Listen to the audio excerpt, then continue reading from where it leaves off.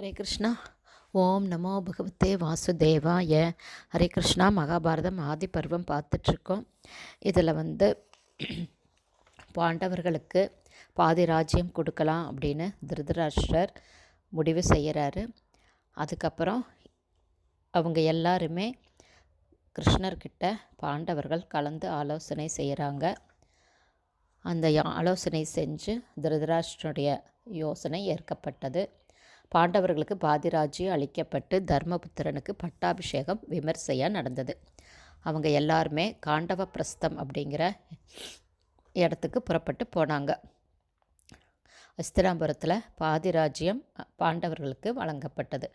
பாண்டவர்களை வீழ்த்தி ராஜ்யம் முழுவதையும் அடைத்துவிட துரியோதனன், கர்ணன், சகுனி இவங்க எல்லாருமே சொன்ன வழிகளை ஆவலோட முதல்ல கேட்ட திருதராஷ்டிரன் அதுக்கப்புறம் தன்னுடைய மனசை மாற்றிக்கிட்டு பீஷ்மர், துரோணர், விதுரர் இவங்க சொன்ன அறிவுரையை கேட்டு பாண்டவர்களுக்கு பாதிராஜ்யத்தை கொடுக்குறாரு.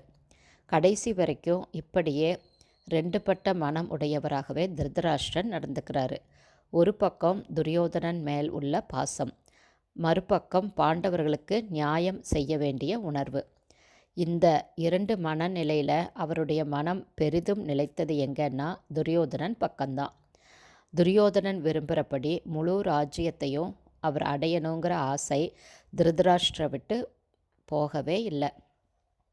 அந்த ஆசையை அடக்குவது தான் நியாயம் அப்படிங்கிறதுனால அவர் இரண்டு மனசோடையே இருக்கார். பாண்டவர்களுடைய பலம், அவர்களுக்கு உதவியாக வரக்கூடியவர்களுடைய பலம், இதையெல்லாம் யோசனை செஞ்சு சமாதானமாக போகிறது தான் நல்லது அப்படிங்கிறது திருதராஷ்டிரருடைய அரசியல் முடிவு. அதனால தான் பாண்டவர்களுக்கு பாதிராஜ்யம் அளிக்கப்பட்டது. திருதராஷ்டிரர் தர்ம நியாயம் தெரிந்தவர் தான். ஆனால் அந்த வழியை விட்டு அகன்று எதிர்பாதையில் செல்லக்கூடிய சபலம் அவரை ஆட்டி படைக்குது. அநியாய வழியில் செல்வது ஆபத்தில் முடியுமே அப்படிங்கிற பயத்தினால அப்பப்போ நியாய வழியில் செல்ல முற்படுறார் திருதராஷ்டிரர். தர்மம் அப்படின்னு தெரிஞ்சுமே அதை மனசில் கடைப்பிடிக்க முடியாத சபல மனிதன் திருதராஷ்டிரர். அவர் இதுக்கு காரணம் துரியோதனன் மேலே வச்ச அளவு கடந்த பாசம்தான்.